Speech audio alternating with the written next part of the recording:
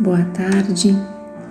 Convido a todos a serenar pensamento e sentimentos para que possamos nos unir neste momento de prece e reflexão do Lar Fabiano de Cristo.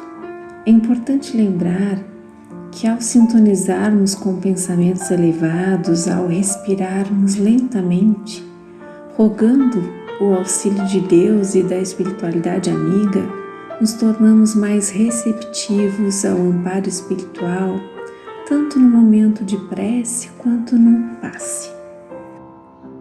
O capítulo do Evangelho sobre o qual vamos refletir hoje é o capítulo 1, Não vim destruir a lei, item 8, com o título A Aliança da Ciência e da Religião.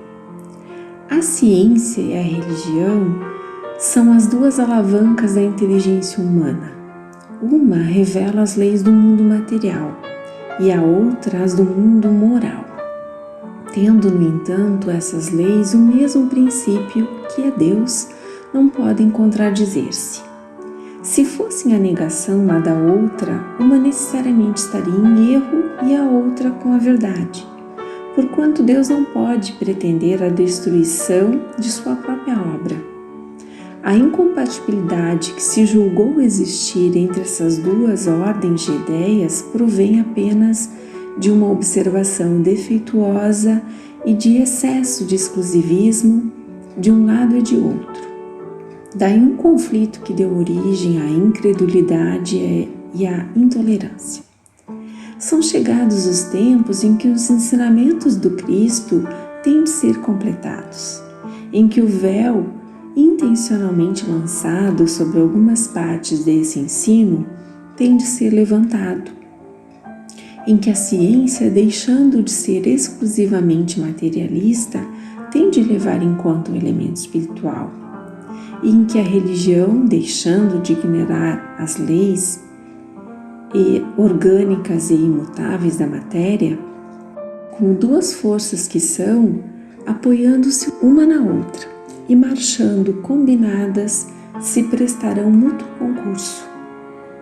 Então, não mais desmentida pela ciência, a religião adquirirá inabalável poder, porque estará de acordo com a razão, já se não lhe podendo mais opor a irresistível lógica dos fatos. A ciência e a religião não puderam até hoje entender-se porque, encarando cada uma as coisas do seu ponto de vista exclusivo, reciprocamente se rebeliam. Faltava com que encher o vazio que as separava, um traço de união que as aproximasse. Esse traço de união está no conhecimento das leis que regem o universo espiritual e suas relações com o mundo corpóreo, leis tão imutáveis quanto as que regem o movimento dos astros e a existência dos seres. Uma vez comprovadas pela experiência, essas relações, nova luz se faz. A fé dirige-se à razão. Esta nada encontra de ilógico na fé. Então será vencido o materialismo. Mas isso, como em tudo, há pessoas que ficam atrás até serem arrastadas pelo movimento geral que as esmaga, se tentam resistir-lhe em vez de o acompanharem. Após uma elaboração que durou mais de 18 séculos, chega à sua plena realização e vai marcar uma nova era na humanidade. Fáceis são de prever as consequências.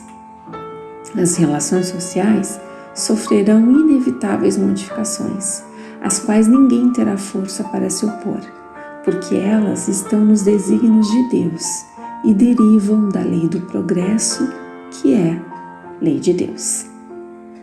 Bem, meus irmãos, o título do capítulo já anuncia a intenção de Jesus. Não vim destruir a lei. Ele veio cumpri-la, dar-lhe o verdadeiro sentido, adaptando ao grau de entendimento dos homens e da ciência. Graças ao desenvolvimento intelectual da humanidade, o homem pôde compreender melhor e aprofundar os ensinamentos deixados por Cristo. Por isso, então, o Evangelho prega a aliança entre a ciência e a religião, prega a ligação, a comunhão entre elas, pois são alavancas que devem complementar-se para a nossa evolução. Há uma frase de um cientista famoso que tinha também esse entendimento. Albert Einstein disse: "A ciência sem religião é manca. A religião sem a ciência é cega."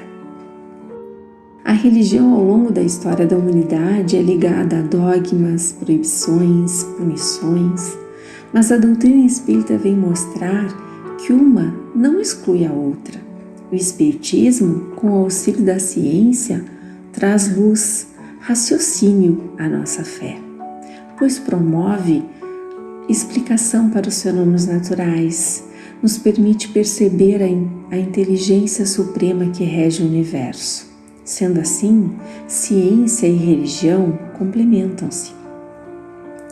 O próprio Kardec era um pensador, um cientista, que utilizou-se do método científico para investigar as comunicações mediúnicas, as quais primeiramente ele acreditava serem uma farsa, acabando por comprovar que existia inteligência nessas comunicações, enfrentando o descrédito da comunidade científica de sua época. A partir de suas comprovações, Allan Kardec torna-se o codificador da doutrina espírita, demonstrando que a lei moral e a lei natural são a mesma. Por que então há o distanciamento entre a ciência e a religião? Ocorre que um cientista e um religioso eles podem ter uma linguagem, um olhar diferente sobre as coisas. O cientista pode ser materialista e pode não acreditar em Deus, mas a matéria de seu estudo e o conhecimento por ele produzido tem origem divina. São as criaturas a estudar a obra de seu Criador. Sendo assim, o auxílio da ciência torna a nossa fé lúcida, raciocinada, e a religião conduz a ciência pelo caminho do bem, a serviço da coletividade, impedindo que ela se perverta pelo personalismo, pela vaidade e pela ganância. Infelizmente, na história da humanidade, uma grande descoberta científica, como a radioatividade, por exemplo, sem estar acompanhada do desenvolvimento moral, trouxe um grande mal à humanidade, que foi a criação da bomba atômica. Mas essa mesma descoberta, usada para o bem, trouxe benefícios para a medicina, a agricultura, para a indústria, para o meio ambiente. A ciência nos ajudou muito a compreender e melhorar o mundo material. Por isso, o desenvolvimento intelectual e moral devem estar aliados. Um outro exemplo da comunhão entre ciência e religião são as faculdades de medicina, que já incluíram no curso a disciplina de espiritualidade por comprovarem que a fé, a religiosidade dos pacientes influencia em seu processo de cura. A religião nos faz compreender que existe algo maior que o ser humano, o Criador do universo. E a ciência nos faz compreender a natureza da criação e seus diversos fenômenos.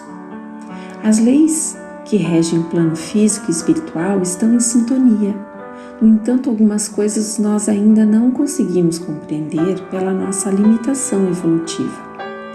Por isso, é importante que perseveremos em busca do aprimoramento moral e intelectual, para que ambas alavancas trabalhem em equilíbrio para o nosso desenvolvimento integral. Para finalizar, com outro exemplo de nosso contexto atual, a vacina criada pelo avanço e esforço científico conjunto de vários países alcançará a cura física para o Covid-19. Mas é preciso que aproveitemos o momento de desafio existencial provocado pelo distanciamento social e pelas dificuldades que a pandemia nos impôs, para alcançarmos o crescimento espiritual e a consequente cura de nossa alma. Que possamos permanecer em paz. Que assim seja.